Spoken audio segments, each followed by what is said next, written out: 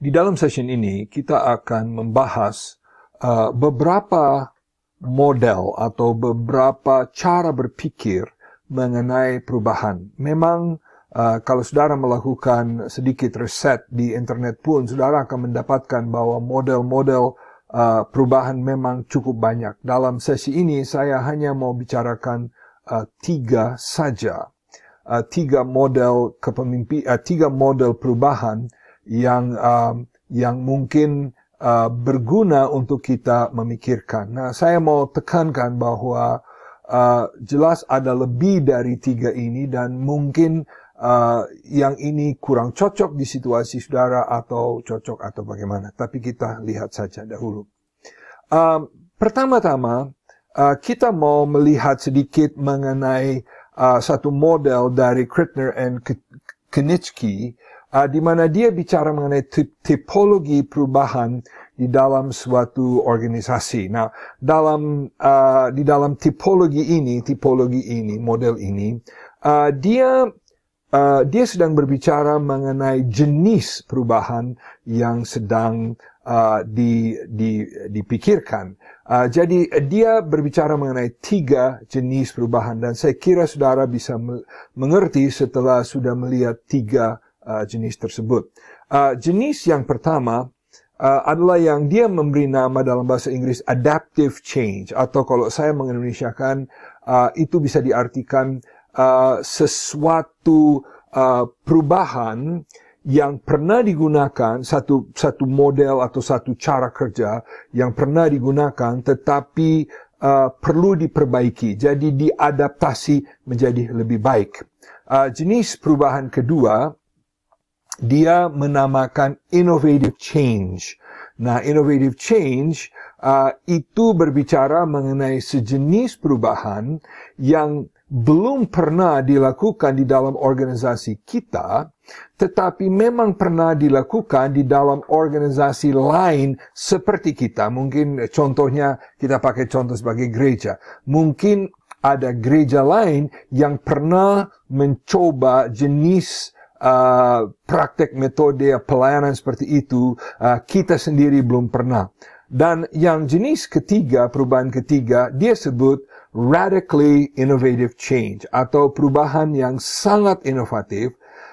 Dan perbedaan di antara ini adalah bahwa ini sesuatu yang bukan hanya kita belum pernah mencoba di dalam organisasi kita, dalam gereja kita, tetapi di gereja lain pun manapun tidak ada. Nah, saudara, jelas yang ada di sebelah kiri, kalau saudara lihat skala yang ada di bawah, dari rendah ke tinggi, itu mengukur kerumitan, harga yang harus dibayar, dan ketidakpastian yang akan muncul. Dan juga lebih ke arah kanan, itu jelas lebih rumit, lebih mahal, dan mengandung ketidakpastian. Sedangkan di sebelah kiri, itu lebih mudah diterima, ya di sebelah kanan lebih mudah dilawan atau potensi untuk orang akan menentang perubahan tersebut lebih tinggi. Jadi saya kira ini merupakan satu gagasan yang sangat sederhana, tetapi bisa menolong kita bila mana kita sedang berpikir mengenai sejenis perubahan yang mau dilakukan. Kita bisa memikirkan apakah cukup kita menggunakan sesuatu yang pernah kita mencoba dahulu, adaptive change, atau kita perlu sesuatu yang belum pernah dilakukan di tempat ini, tapi orang lain pernah lakukan, itu bisa menolong mungkin, atau kita punya satu perubahan yang jelas jauh lebih inovatif, jauh lebih baru, yang belum pernah dicoba. Ingat saja, kalau ada di sini, mengubahnya lebih gampang, potensi untuk orang melawan lebih rendah. Di sebelah kanan, mengubahnya lebih rumit, harga yang harus dibayar lebih tinggi, dan pertentangan justru lebih besar. Nah, model kedua yang mau saya bicarakan adalah, sebelum itu saya mau bicara cepat saja, kenapa orang pada umumnya menentang atau tidak menerima perubahan? Well, ada banyak hal. Saudara sendiri mungkin dapat memikirkan hal-hal seperti itu.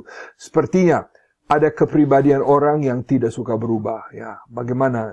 Terus terang saja, dengan kita bertambah usia, kita juga seolah-olah bertambah kurang suka berubah. Atau mungkin perubahan tersebut merupakan kejutan. Atau takut akan sesuatu yang belum pernah kita kenal dahulu. Atau mungkin dalam hal itu iklim di dalam organisasi kita adalah iklim di mana saling percaya itu rendah. Ya, atau satu hal lain, takut gagal. Ya, memang itu selalu menghantui perubahan-perubahan. Takut kehilangan status atau posisi. Nah, ini memang selalu menjadi ancaman.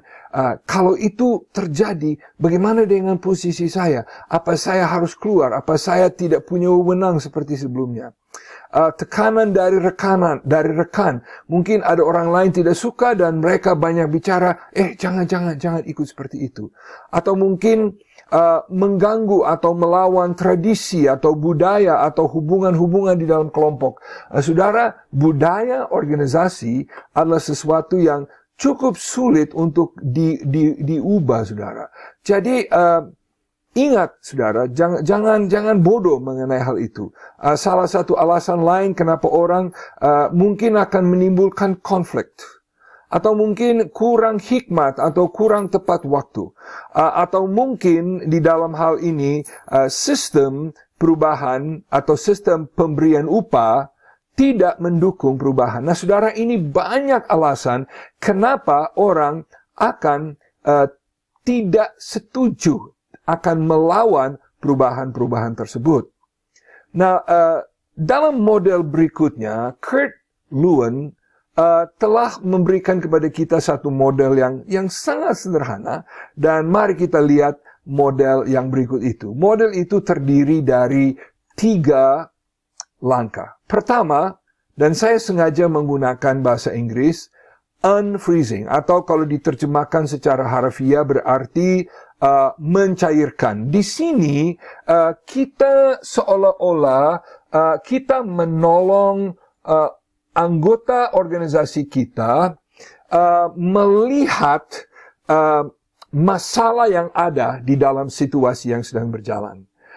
Mungkin kita harus menjelaskan kenapa ini dilakukan. Apa resikonya? Apakah resiko kalau kita tidak berubah? Dan mungkin jelas harus dipikirkan ya, apa dampaknya kepada saya sebagai seorang bawahan di dalam organisasi ini. Langkah pertama ini mirip sekali dengan langkah pertama dalam model yang ketiga yang akan kita melihat. Tapi itu namanya mempersiapkan suasana yang siap berubah. Dengan, di sini saya tulis istilah, gunakan benchmarking. Benchmarking berarti apa? Membandingkan keadaan yang ada dengan keadaan yang seharusnya. Langkah kedua di dalam modelnya Lewin adalah changing. Unfreezing, changing. Ya, di sini jelas. Di sini jelas. Kita mulai melakukan perubahan. Kita mulai menjalankan perubahan. Kita mulai memikirkan baik-baik dan kita mulai melibatkan, memakai cara baru. Nah, kalau unfreezing belum dilakukan, orang masih melawan. Tetapi kalau unfreezing sudah dilakukan, maka orang lebih mudah mendukung dan mereka bersedia menerima. Langkah ketiga di dalam model ini adalah, sekali lagi bahasa Inggris, refreezing atau membekukan kembali. Di sini, maksudnya di sini cara-cara yang baru kita terapkan akan menjadi bahagian inti dari rutinitas dan budaya organisasi. Maksudnya di sini yang tadinya we do it like that, sekarang we do it like this. Nah, model ini sangat sederhana dan mudah sekali untuk saudara melihat. Dan mungkin saya ulangi kunci dari ketiga hal ini. Kalau masih beku, kalau cara-cara yang lama itu, kalau cara-cara yang dahulu itu masih dipegang keras, yang kita pakai bahasa Latin status quo, kalau itu masih dipegang keras, nanti kalau kita mau menerapkan perubahan-perubahan yang baru, kita akan hadapi banyak tantangan. Tetapi kalau kita sudah unfreeze, kita sudah mencairkan, kita sudah membuat fleksibilitas, kita sudah membuat keterbukaan, maka dengan demikian kita bisa melakukan change. Tapi saudara, kalau change itu tidak diintegrasikan kembali ke dalam organisasi, dalam cara-cara kerja dalam organisasi, change itu akan hilang. Nah, model ketiga yang saya mau membahas dengan saudara adalah dari seorang bernama John Kotter. Dan dalam bukunya, Leading Change, buku tersebut sudah ada dalam bahasa Indonesia. Sebenarnya masing-masing prinsip ini sangat bagus dan bisa dibicarakan panjang lebar, tapi izinkan kami mungkin bicarakan sedikit sekilas saja. Kotter memberikan kepada kita 8 langkah. Langkah yang pertama hampir sama dengan langkah pertama di dalam modelnya Luen, yaitu menciptakan suasana kemendesakan, atau bahasa Inggris sense of urgency. Ini tadi pakai istilah mencairkan, atau membuat organisasi sadar bahwa keadaan yang ada tidak seperti yang seharusnya. Keadaan yang ada tidak sesuai dengan apa yang akan membawa hasil terbaik buat organisasi.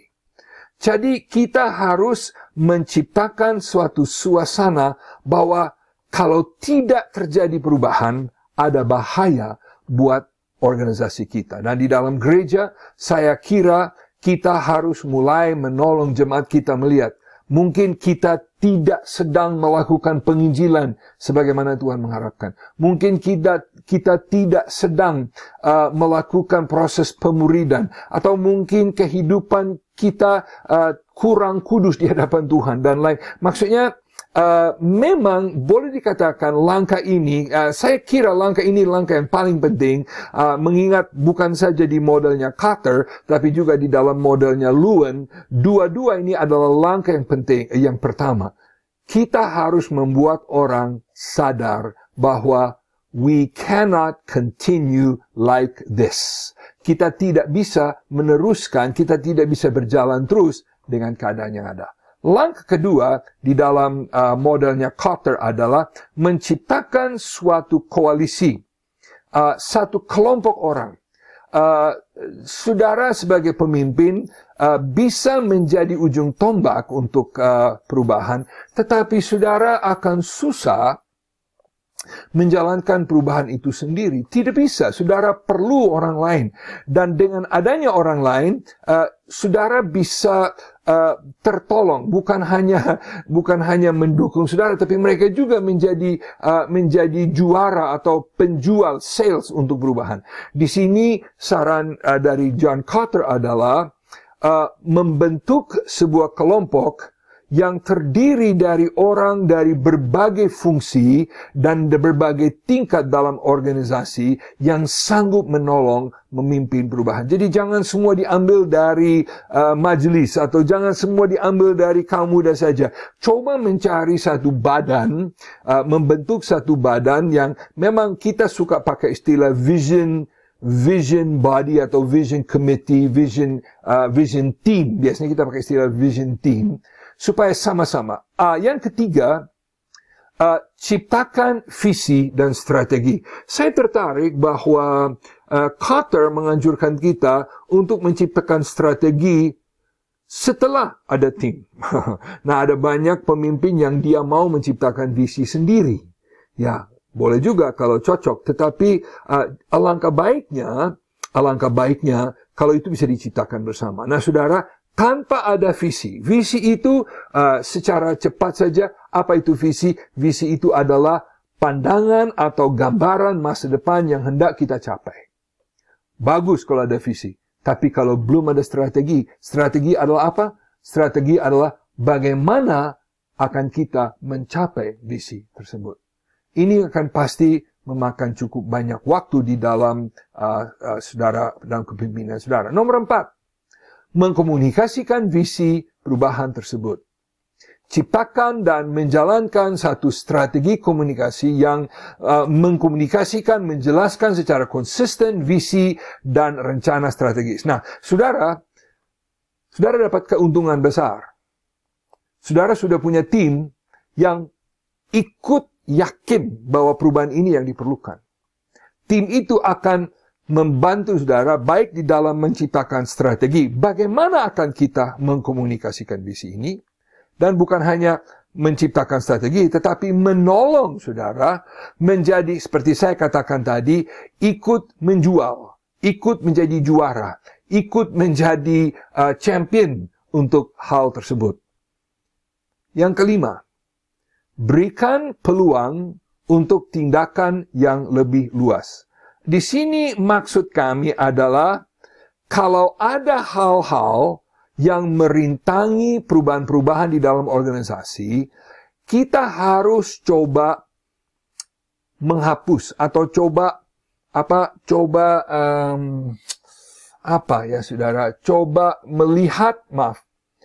melihat hal-hal yang akan menghalangi, dan kita akan coba mencari cara-cara untuk mengatasi. Nah, jangan salah tangkap, ini bukan bicara hantam orang di kepala dan melawan. Tapi misalnya ada pertanyaan yang belum terjawab.